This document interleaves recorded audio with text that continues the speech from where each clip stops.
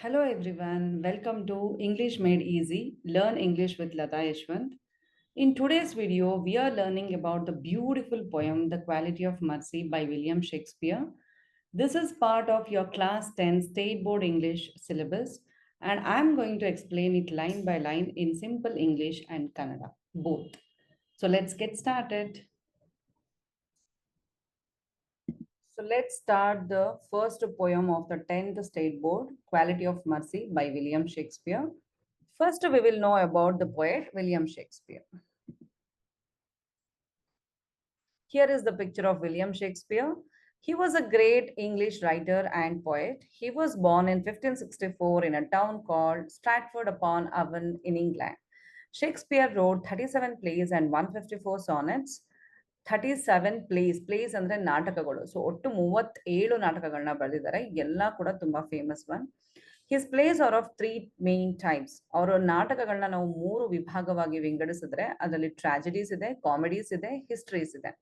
So tragedies ಅಲ್ಲಿ the very famous one Romeo and Juliet. ನೀವೆಲ್ಲ ಅದನ್ನ ನಾಟಕ ರೂಪದಲ್ಲಿ ನೋಡಿರ್ತೀರಾ, ಸಿನಿಮಾ ರೂಪದಲ್ಲಿ ನೋಡಿರ್ತೀರಾ, ಸ್ಟೋರಿ ತರ ಓದಿರ್ತೀರಾ.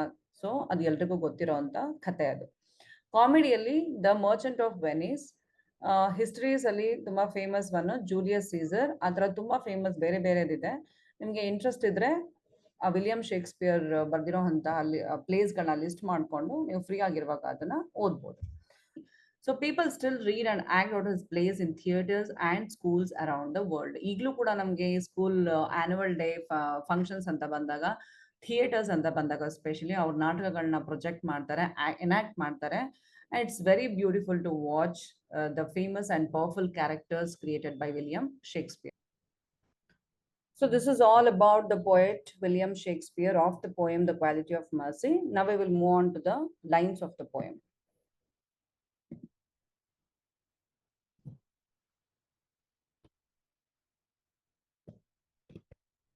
So once again, welcome to our detailed explanation of the poem The Quality of Mercy, a beautiful extract from William Shakespeare's The Merchant of Venice. So in this video, we will break down the poem line by line, making it simple and easy to understand for everybody. We are going to discuss the meanings, the poet's message about kindness and mercy. The poem. There are 14 lines in the poem. First, I'm going to read the poem as a model reading. Please do follow. ನಾನು ಓದುವಾಗ ಯಾವ ವರ್ಡ್ಸ್ಗಳನ್ನ ಹೇಗೆ pronounce ಮಾಡ್ತೀನಿ ಅನ್ನೋದು important ಆಗುತ್ತೆ. ಅದನ್ನ ನೋಡ್ಕೊಳ್ಳಿ ಒಂದ್ಸತಿ. ಬಿಕಾಸ್ ಈ ಪೊಯಮ್ ಪೂರ್ತಿ ಮೆಮೊರೈಸೇಷನ್ ಇರೋದ್ರಿಂದ words pronunciation is very important. The quality of mercy is not strained. It droppeth as the gentle rain from heaven. Upon the place beneath, it is twice blessed.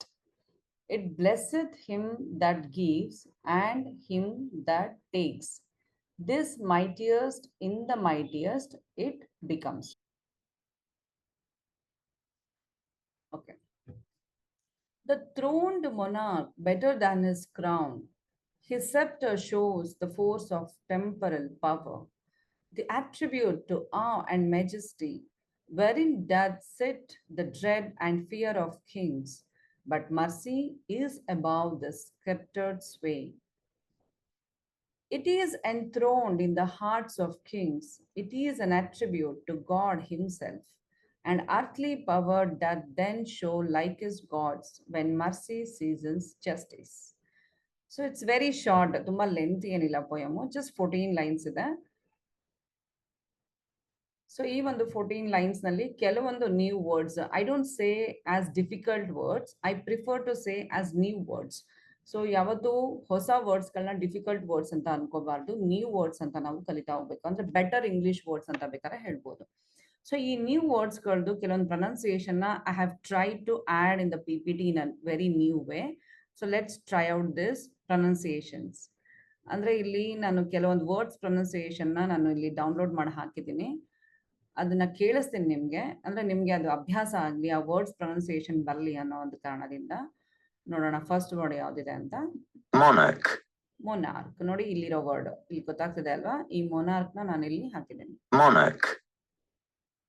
Monarch. The next word is sceptre. Sceptre ಎಲ್ಲಿದೆ ಈ word ನೋಡಿ? Second ಸ್ಟ್ಯಾನ್ಸಾದಲ್ಲಿ second line ಅಲ್ಲಿ ಇರುವಂತಹ word ಇದೆ, sceptre. I'll play it again. Scepter. Scepter. Okay. We'll move on to the next one. ಯಾವ್ದಿದೆ? Attribute. Attribute. Attribute. Attribute. Okay. So ಕೆಲವೊಂದು ವರ್ಡ್ಸ್ಗಳು ಮಾತ್ರ add ಮಾಡಿದ್ದೀನಿ ಇಲ್ಲಿ, ನ್ಯೂ ವರ್ಡ್ಸ್ಗಳದ್ದು. ಇನ್ನು ಮಿಕ್ಕಿದೆಲ್ಲ ನಾನು ಮಾಡೆಲ್ ರೀಡಿಂಗ್ನಲ್ಲಿ ಕವರ್ ಮಾಡಿದ್ದೀನಿ ಪ್ರೊನೌನ್ಸಿಯೇಷನ್ನು. ಅದು ಇನ್ನೊಂದ್ಸಲ ನೀವು ಕೇಳಿಸ್ಕೊಂಡಾಗ ಯಾವುದೂ ಅಷ್ಟು ಡಿಫಿಕಲ್ಟ್ ಅನ್ಸೋದಿಲ್ಲ, ಪ್ರೊನೌನ್ಸ್ ಮಾಡಲಿಕ್ಕೆ ಈಸಿ ಆಗುತ್ತೆ. So this is all about the 14 lines of the poem. ನಾವಿನ್ನೂ ಎಕ್ಸ್ಪ್ಲನೇಷನ್ಗೆ ಹೋಗಿಲ್ಲ. I have just read out the poem for all of you. This poem is actually a speech from Shakespeare's famous play, The Merchant of Venice. It is spoken by the character Portia, and the poem talks about the importance and power of mercy, that is, kindness and forgiveness. I think even before we get into the lines of the poem, it becomes important for all of us to understand the story of the play, The Merchant of Venice. ಈ Merchant of Venice ಏನ್ play, ಅದು ಯಾವ್ದ್ರ ಬಗ್ಗೆ ನಾಟಕ, ಅದು ಅಂದ್ರೆ story ಏನು, ಈ ಪೋರ್ಷಿಯಾ ಅನ್ನೋದು ಏನ್ ಕ್ಯಾರೆಕ್ಟರು, ಯಾವ ಸಿಚುವೇಶನ್ ಅಲ್ಲಿ ಅವಳು ಈ ಲೈನ್ಸ್ಗಳನ್ನ ಹೇಳ್ತಾಳೆ, ಯಾರಿಗೆ ಹೇಳ್ತಾಳೆ, ಯಾಕೆ ಹೇಳ್ತಾಳೆ ಅನ್ನೋದನ್ನ ಒಂದ್ 2 ಲೈನ್ ನಲ್ಲಿ ಈ ಸ್ಟೋರಿನ ನಾವು ತಿಳ್ಕೊಂಡ್ರೆ I think it becomes easy for all of you to learn the lines of the poem ಅಂತ ಅನ್ಸುತ್ತೆ. ಸೊ ಹಾಗಾದ್ರೆ ತಿಳ್ಕೊಳ್ಳೋಣ ಒಂದ್ 2 ಲೈನ್ ಅಲ್ಲಿ. The merchant of Venice. So merchant ಅಂದ್ರೆ ಯಾರು? ವ್ಯಾಪಾರಿ. ಸೊ ಇಲ್ಲಿ ಆಂಟೋನಿಯೋ ಅನ್ನೋನು ಒಬ್ಬ ವ್ಯಾಪಾರಿ ಇರ್ತಾನೆ. ವೆನಿಸ್ ಅನ್ನೋದು ಒಂದು ಪ್ಲೇಸ್. ಈ ವ್ಯಾಪಾರಿ ಏನ್ ಮಾಡ್ತಾನೆ, ಅವನಿಗೆ ಒಬ್ಬ ಫ್ರೆಂಡ್ ಅಪ್ರೋಚ್ ಮಾಡ್ತಾನೆ, ನನಗೆ ಕಷ್ಟ ಇದೆ, ಸ್ವಲ್ಪ ದುಡ್ಡು ಕೊಡು ಅಂತ. ಸೊ ಈ ಮರ್ಚೆಂಟ್ ಹತ್ರ, ಈ ಆಂಟೋನಿಯೋ ಹತ್ರ ದುಡ್ಡಿರಲ್ಲ. ಸೊ ಅವನೇನ್ ಮಾಡ್ತಾನೆ, ಅವನಿಗಿಂತ ಒಂದು ದೊಡ್ಡ ವ್ಯಾಪಾರಿ ಹತ್ರ ಹೋಗಿ ಅವನು ಲೋನ್ ನ ತಗೋತಾನೆ, ಬೋರೋ ಮಾಡ್ತಾನೆ, ಇಸ್ಕೋತಾನೆ. ಸೊ ಅವನ ಹೆಸರು ಬಂದ್ಬಿಟ್ಟು ಶೈಲಾಕ್ ಅಂತ. ಸೊ ಆ ಶೈಲಾಕ್ ಹತ್ರ ಅವನು ಲೋನ್ ನ ತಗೊಂಡ್ಬಿಟ್ಟು ಈ ಇನ್ನೊಬ್ಬ ಫ್ರೆಂಡ್ ಇರ್ತಾನಲ್ಲ, ಇವನ್ ಫ್ರೆಂಡಿಗೆ ತಾನೇ ಹೆಲ್ಪ್ ಮಾಡಕ್ ಅಂತ ತಗೊಂಡೆ, ಅವನ ಹೆಸರು ಬೊಸಾನಿಯೋ ಅಂತ, ಅವನಿಗೆ ಕೊಡ್ತಾನೆ. ಸೊ ಅವನ್ ಇನ್ ಟೈಮ್ ನಲ್ಲಿ ಆ ಲೋನ್ ನ ರೀಪೇ ಮಾಡಕ್ ಆಗಲ್ಲ. He couldn't repay the loan in time. So ಅದಕ್ಕೆ ಶೈಲಾಕ್ ಏನ್ ಮಾಡ್ತಾನೆ, ಒಂದು ಪನಿಷ್ಮೆಂಟ್ ತರ ಹೇಳ್ತಾನೆ ಅವನು, ಇನ್ನು ಸರಿಯಾದ ಟೈಮಲ್ಲಿ ನನಗೆ ವಾಪಸ್ ತಂದ್ಕೊಟ್ಟಿಲ್ಲ ದುಡ್ಡನ್ನ, ಹಾಗಾಗಿ ನನಗೆ I demand a pound of flesh ಅಂತ ಕೇಳ್ತಾನೆ. ಅ ಪೌಂಡ್ ಆಫ್ ಫ್ಲೆಶ್, ಪೌಂಡ್ ಅಂದ್ರೆ ಇಟ್ ಇಸ್, ಈಗ ಇಲ್ಲಿ ಹೇಗೆ ನಾವು ಕೆಜಿ ಆ ಥರ ಎಲ್ಲ ಹೇಳ್ತೀವಲ್ಲ, ಹಾಗೆ ಪೌಂಡ್ ಅಂದ್ರೆ it is almost equal to 1/2 kg to 1 kg ಆ ಥರ. ಸೊ ನನಗೆ ಫ್ಲೆಶ್ ಕೊಡು. ಫ್ಲೆಶ್ ಅಂದ್ರೆ ಏನು? ಮಾಂಸ. ಆ ಥರ ಕೇಳ್ತಾನೆ. ಅಂದ್ರೆ ಅವಾಗ ಪೋರ್ಷಿಯಾ ಬಂದ್ಬಿಟ್ಟು ಬೊಸಾನಿಯಸ್ ವೈಫ್, ಅಂದ್ರೆ ಆಂಟೋನಿಯೋ ಅನ್ನೋ ಮರ್ಚೆಂಟ್ ಇದನ್ನಲ್ಲ, ಅವನ್ ಫ್ರೆಂಡ್ ಬೊಸಾನಿಯೋ, ಆ ಬೊಸಾನಿಯೋ ವೈಫ್ ಬಂದ್ಬಿಟ್ಟು ಪೋರ್ಷಿಯಾ. ಸೊ ಈ ಪೋರ್ಷಿಯಾ ಅವಳು ಅವಾಗ ಲಾಯರ್ ಆಗ್ಬಿಟ್ಟು ಡಿಫೆಂಡ್ ಮಾಡ್ಕೋತಾಳೆ ಹಸ್ಬೆಂಡ್ನ. ಡಿಫೆಂಡ್ ಮಾಡ್ಕೊಂಡು ಶಿ ರಿಕ್ವೆಸ್ಟ್, ಯಾರನ್ನ ರಿಕ್ವೆಸ್ಟ್ ಮಾಡ್ಕೋತಾಳೆ ಅವಳು? ಆಬ್ವಿಯಸ್ಲಿ ಶೈಲಾಕ್ ತಾನೇ ಲೋನ್ ಕೊಟ್ಟಿರೋದು. ಸೊ ಅವನೇ ತಾನೇ ಇವಾಗ ಅದನ್ನ ಪೌಂಡ್ ಆಫ್ ಫ್ಲೆಶ್ ಕೇಳ್ತಾ ಇರೋದು. ಸೊ ಆ ಶೈಲಾಕ್ನ ಅವಳು ರಿಕ್ವೆಸ್ಟ್ ಮಾಡ್ಕೋತಾಳೆ. ಅವಾಗ ಹೇಳ್ತಾಳೆ, ಯಾಕೆ ನಿನ್ಗೊಂದ್ ಸ್ವಲ್ಪನೂ ದಯೆ ಇಲ್ವಾ, ಒಂದ್ ಸ್ವಲ್ಪನೂ ಕರುಣೆ ಇಲ್ವಾ ನಿನಗೆ, ಯಾಕೆ ಈ ತರ ಕೇಳ್ತಾ ಇದೀಯಾ? Please show some mercy on us, show some kindness ಅಂತ ಕೇಳ್ಕೊತಾಳೆ. ಆಗ ಅವಳು ಹೇಳ್ದಂತಹ ಲೈನ್ಸ್ಗಳು ದ ಕ್ವಾಲಿಟಿ ಆಫ್ ಮರ್ಸಿ. ಈಗಾಗಲೇ ಗೊತ್ತಿರುತ್ತೆ ನಿಮ್ಗೆ ಮರ್ಸಿ ಅಂದ್ರೆ ಏನು ಅಂತ. ಮರ್ಸಿ ಅಂದ್ರೆ ದಯೆ, ಕರುಣೆ. ಸೊ ನಮ್ಮ ಮೇಲೆ ಸ್ವಲ್ಪ ಕರುಣೆ ಇರ್ಲಿ, ದಯೆ ಇರ್ಲಿ ಅಂತ ಅವಳು ಕೇಳ್ಕೊಂಡಾಗ ಈ ಲೈನ್ಸ್ಗಳನ್ನ ಅವಳು ಹೇಳ್ಬೇಕಾಗತ್ತೆ ಶೈಲಾಕ್ಗೆ. ಆ ಲೈನ್ಸ್ಗಳನ್ನ ನಿಮ್ಗೆ ಇಲ್ಲಿ ಕ್ವಾಲಿಟಿ ಆಫ್ ಮರ್ಸಿ ಅಂತ ಅಂದ್ಬಿಟ್ಟು ಪ್ರೊಜೆಕ್ಟ್ ಮಾಡಿದ್ದಾರೆ. So that is kindness and forgiveness. So quality ಅಂದ್ರೆ ಏನು? ಒಂದು ಗುಣ, ಒಂದು ಟ್ರೇಟ್. ಈಗ ನಾವು ಮನುಷ್ಯನಲ್ಲಿ ಲಿಸ್ಟ್ ಮಾಡ್ತೀವಿ ಯಾವ್ಯಾವ ಗುಣಗಳಿದೆ ಅಂತ ಅಲ್ವಾ, ಅದರಲ್ಲಿ ಮರ್ಸಿ ಅನ್ನೋದು ಕೂಡ ಒಂದು. ಅಂದ್ರೆ ಅವಳು ಹೇಳ್ತಾಳೆ, ಮರ್ಸಿ ಅನ್ನೋದು it is the greatest quality ಅಂತ ಹೇಳ್ತಾಳೆ. ಈ ಪ್ರಪಂಚದಲ್ಲಿ ಅದಕ್ಕಿಂತ ಒಂದು ಗ್ರೇಟೆಸ್ಟ್ ಕ್ವಾಲಿಟಿನೇ ಇಲ್ಲ. ಆ ಒಂದು ದಯೆ, ಆ ಒಂದು ಕರುಣೆ ನಿನ್ನಲ್ಲಿ ಇಲ್ವಲ್ಲ ಅಂತ ಅಂದ್ಬಿಟ್ಟು ಅವಳು ಕೇಳ್ಕೊತಾಳೆ. ಅದಕ್ಕೆ ಶೋ ಸಮ್ ಮರ್ಸಿ ಅಂತ ಹೇಳ್ತಾಳೆ. ಸೊ ಎಷ್ಟು ಚೆನ್ನಾಗಿದೆ ನೋಡಿ, ಎಷ್ಟು ಒಂದು ಹಂಬಲ್ ಆಗಿ, ಒಂದು ಕೈಂಡ್ ಆಗಿ ಅವಳು ಬೇಡ್ಕೋತಾಳೆ, just to defend her husband. ಆಮೇಲೆ ಕೇಳ್ತಾಳೆ, ಫರ್ಗಿವ್ ಮಾಡು, ಕ್ಷಮ್ಸು ಅಂತ ಗುಣನ ಇಟ್ಕೋ ಅಂತ ಕೇಳ್ಕೊತಾಳೆ. ಆ ಒಂದು ಲೈನ್ಸ್ಗಳನ್ನ ನಾವಿಲ್ಲಿ ಈ ಪೋಯಮ್ ಅಲ್ಲಿ ಓದ್ತೀವಿ. ಐ ಥಿಂಕ್ ಬ್ಯಾಕ್ಗ್ರೌಂಡ್ ನಿಮ್ಗೆ ಹೆಲ್ಪ್ ಆಗುತ್ತೆ ಅನ್ಕೋತೀನಿ. ಯಾಕೆಂದ್ರೆ ಯಾವುದೇ ಒಂದು ಸ್ಟೋರಿನ, ಒಂದು ಲೆಸನ್ ನಾವು ಕಲಿತೀವಿ ಅಂತಂದ್ರೆ ಅದ್ರ ಬ್ಯಾಕ್ಗ್ರೌಂಡ್ ಏನು, ಅದು ಯಾವ ಸಿಚುವೇಶನ್ ಅಲ್ಲಿ ಬಂದಿದೆ, ಯಾರಿಗೆ ಹೇಳಿದ್ರು ಅನ್ನೋದನ್ನ ಸ್ವಲ್ಪ ಒಂದು 2-3 ಲೈನ್ಸ್ ಅಲ್ಲಿ ನಾವು ತಿಳ್ಕೊಂಡ್ರೆ ನಮ್ಗೆ ಆ ಲೈನ್ಸ್ಗಳು ಮನ್ಸಲ್ಲಿ ತುಂಬಾ ಚೆನ್ನಾಗಿ ಉಳಿಯುತ್ತೆ. ಹಾಗಾಗಿ ನಾನು ಪ್ರಿಫರ್ ಮಾಡ್ದೆ. ಸೊ ನಾವು will break down the whole poem into line by line ಇಲ್ಲಿ. ಸೊ ಲೈನ್ 1, ಲೈನ್ 2 ಅಂತ ನಾನು ಅಂದ್ಬಿಟ್ಟು ಪ್ರತಿಯೊಂದು ಲೈನ್ ನಾನು ಇಲ್ಲಿ ಎಕ್ಸ್ಪ್ಲೈನ್ ಮಾಡ್ಕೊಂಡು ಹೋಗಿದ್ದೀನಿ. Concentrate. Okay. The quality of mercy is not strained. Strained ಅಂದ್ರೆ ಏನು? ಇಟ್ ಕೆನಾಟ್ ಬಿ ಫೋರ್ಸ್ಡ್ ಅಂತ.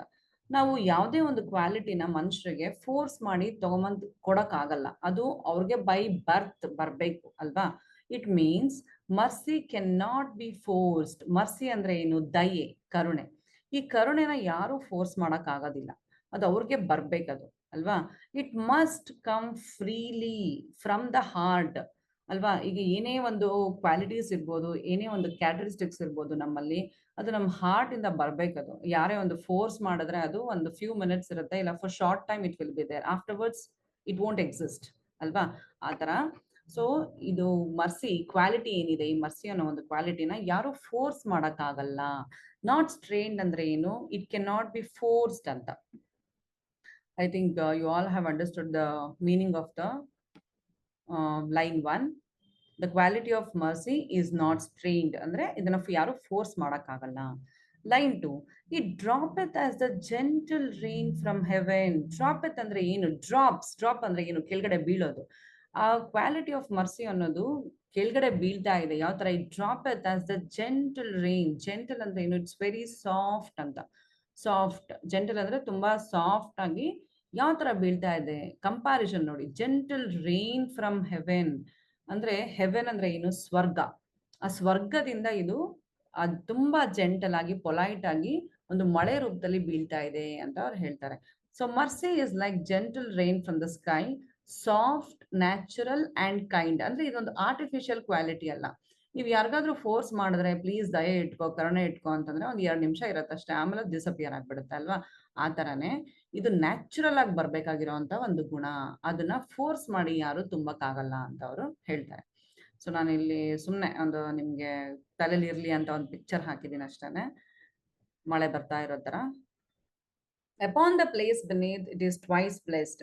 ಸೊ ಏನ್ ಹೇಳ್ತಾರೆ ಅವರು? It droppeth as the gentle rain from heaven upon the place beneath. ಆ ಒಂದು ಜೆಂಟಲ್ ರೈನ್ ನಮ್ಗೆ ಎಲ್ಲಿಂದ ಬೀಳ್ತಾ ಇದೆ? ಮೇಲ್ಗಡೆ ಇಲ್ಲೋ ಹೆವೆನ್ ಇಂದ ಬೀಳ್ತಾ ಇದೆ ಅಲ್ವಾ? ಸೊ ಆ ಹೆವೆನ್ ಎಲ್ಲಿದೆ ನಮ್ಗೆ ಗೊತ್ತಾ? ನೋಡಿದೀವ ಯಾವತ್ತಾದ್ರೂ? ಇಲ್ಲ.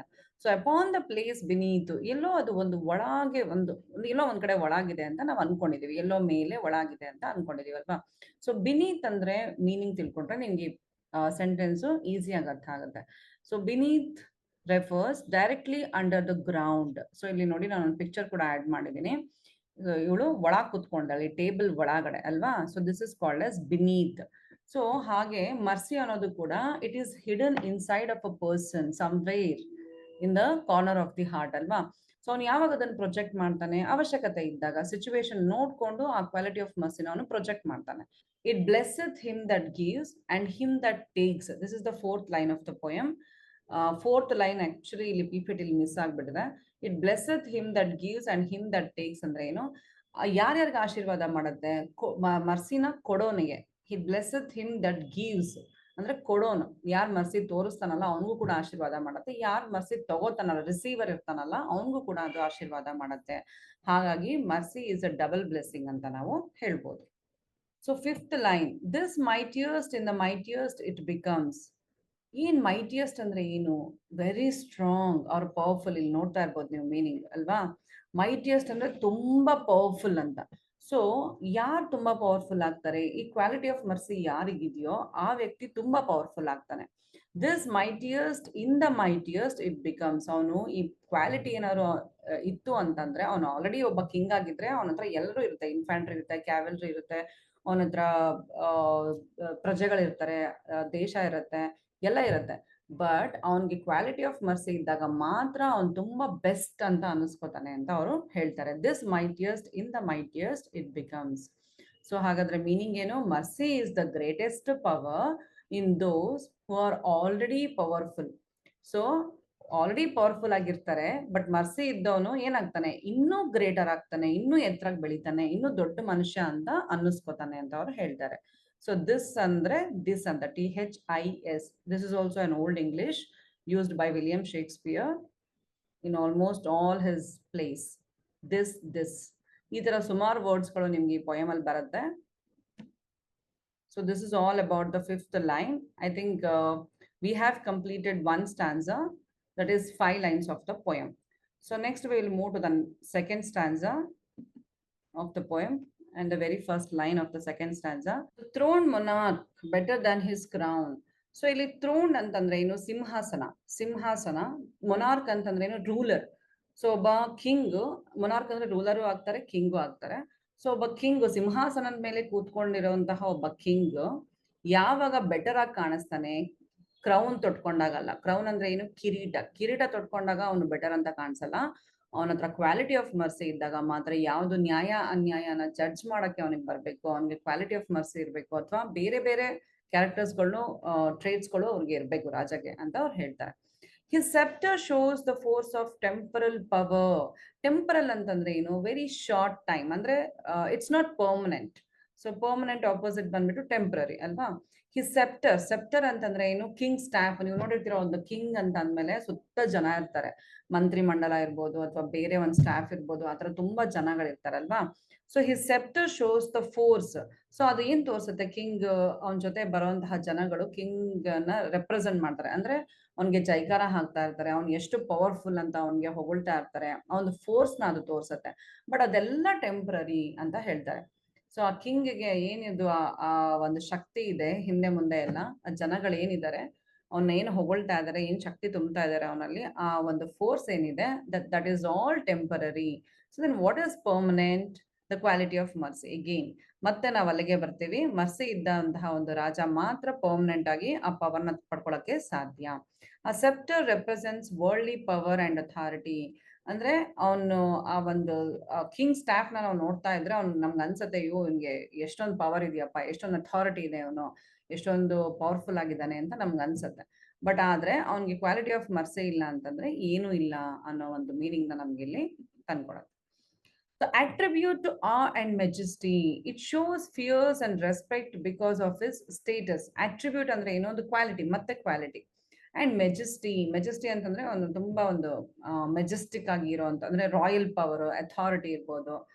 ಇಲ್ಲಿ ನಾನು ಮೀನಿಂಗ್ಸ್ಗಳನ್ನ ಹಾಕಿದ್ದೀನಿ ನೋಡಿ, ಗ್ಲಾಸರಿ ನಾನು ಕೊಟ್ಟಿದ್ದೀನಿ, ಆದಷ್ಟು ಎಲ್ಲ ನ್ಯೂ ವರ್ಡ್ಸ್ಗೂ ಗ್ಲಾಸರಿ ಕೊಟ್ಟಿದ್ದೀನಿ.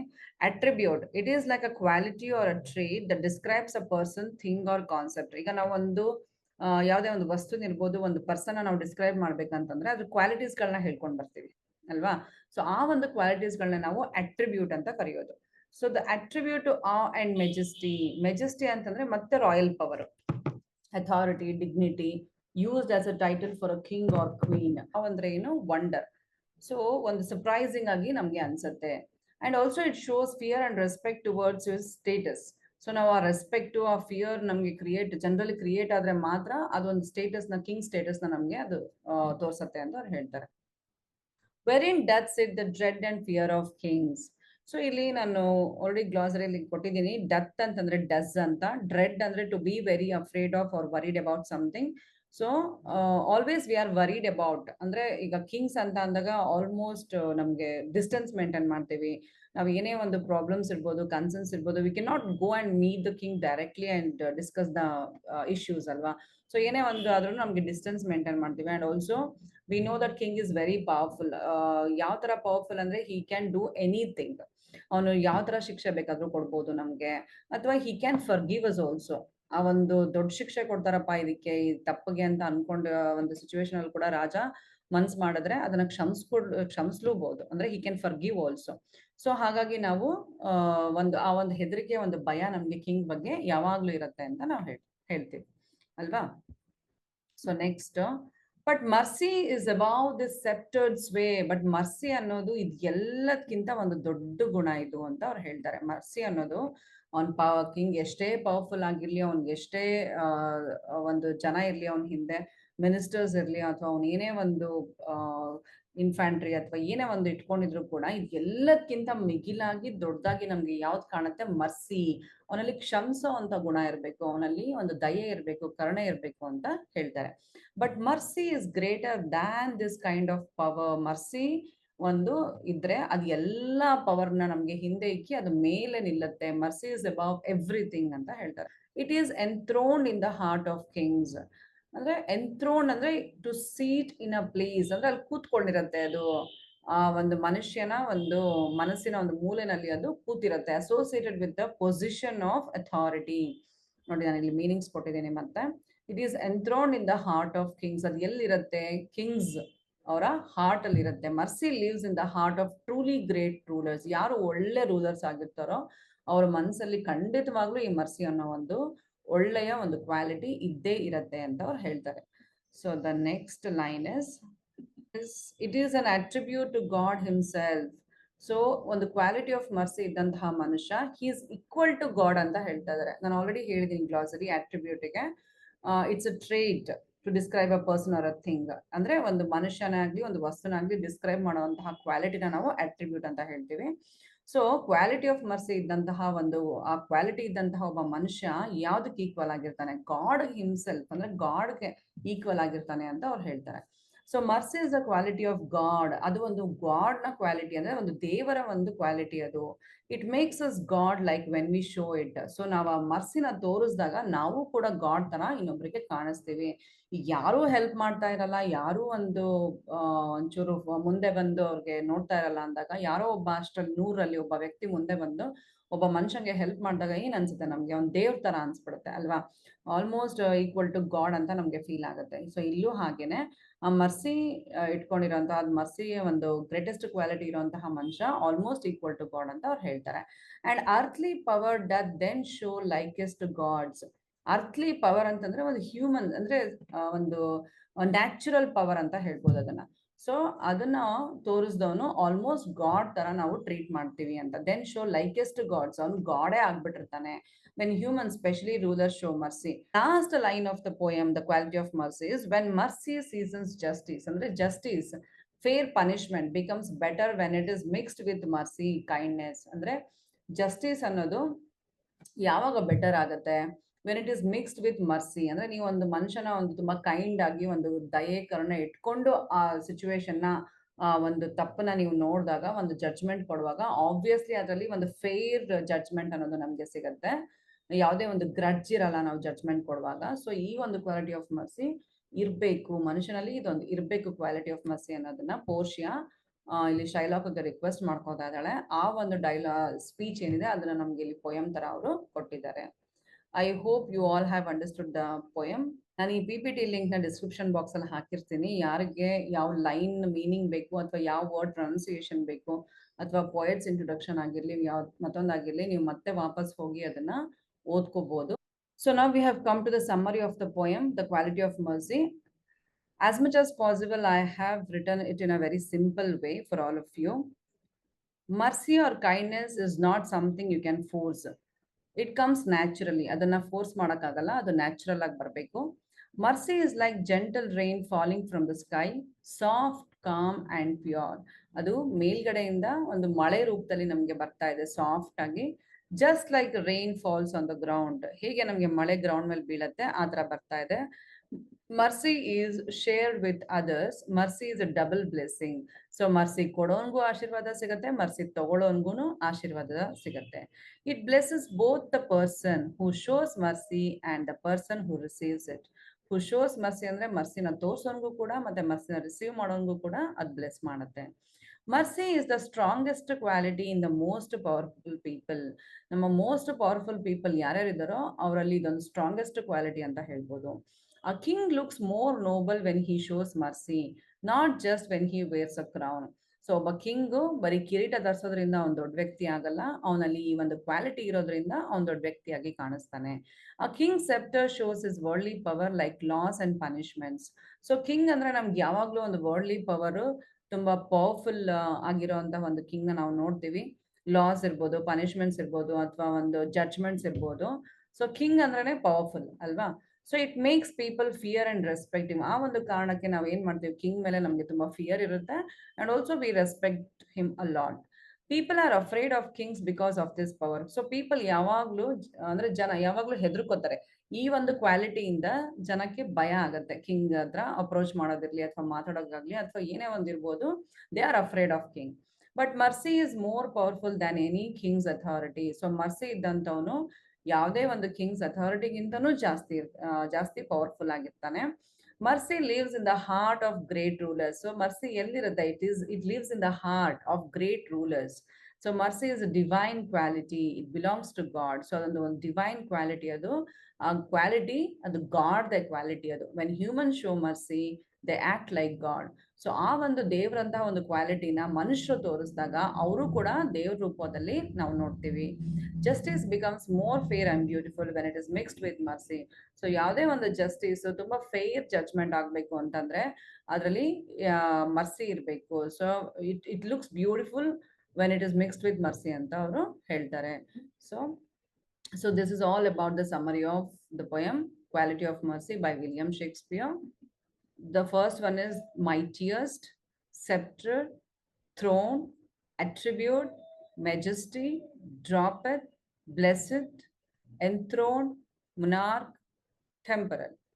So these are the new words that I wanted to highlight in the poem Quality of Mercy.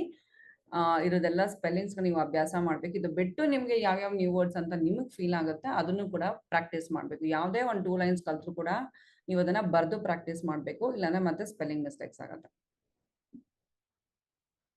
So ಇಲ್ಲಿ ನಾನು ಮೆಮೊರೈಸ್ ದ ಪೋಯಮ್ ಅಂತ ಹಾಕಿದ್ದೀನಿ because this poem is for memorisation. Full poem ನ ಕಲಿಬೇಕು ನೀವು. Learn the full poem the quality of mercy with correct spellings to score 4 marks in the annual exam. Annual exam ಮಾತ್ರ ಅಲ್ಲ, ನಿಮ್ಗೆ FS ಕೇಳ್ತಾರೆ, mid term examination ಕೇಳ್ತಾರೆ, post mid term ಕೇಳ್ತಾರೆ, preparatories ಅಲ್ಲಿ ಕೇಳ್ತಾರೆ. ಸೊ ಹಾಗಾಗಿ ನೀವು ಈಗಲೇ ಕಲ್ತ್ಬಿಟ್ರೆ ಇದೊಂದು ಪೋಯಮ್ನ 4 ಮಾರ್ಕ್ಸ್ ನಿಮ್ಮ already it will be in your pocket. So nobody can steal that from your pocket. So ಆ ಒಂದು ಕಾನ್ಫಿಡೆನ್ಸ್ ನಿಮ್ಮಲ್ಲಿ ಇರಬೇಕು. ಏನೇ ಒಂದು ಅಭ್ಯಾಸ ಮಾಡಿದ್ರು ಅದನ್ನ ಫುಲ್ ಫ್ಲೆಡ್ಜ್ ಆಗಿ ನೀಟಾಗಿ ವಿತ್ ಪ್ರಾಪರ್ ಸ್ಪೆಲ್ಲಿಂಗ್ಸ್ ನೀವು ಕಲ್ತ್ರೆ ಅದು ಆನ್ಯುವಲ್ ಎಕ್ಸಾಮಿನೇಷನ್ ತನಕ ಮರೆಯೋಕ್ಕಾಗಲ್ಲ. ಸೊ ಆ ಥರ ಒಂದು ಅಭ್ಯಾಸನ ನೀವು ಮಾಡೋದನ್ನ ರೂಢಿ ಮಾಡ್ಕೋಬೇಕು. So this is all about the poem the quality of mercy by William Shakespeare. I hope I have simplified it for all of you for your better understanding. Please do watch it again for the new words, for the short summary of the poem, and also for the better pronunciation of the new words. And don't forget to subscribe, like, and share. If you want any lesson to be explained by me, please put it in the comment section. See you all in the next video with another chapter or a lesson. Until then, keep watching the videos and keep learning. Bye-bye.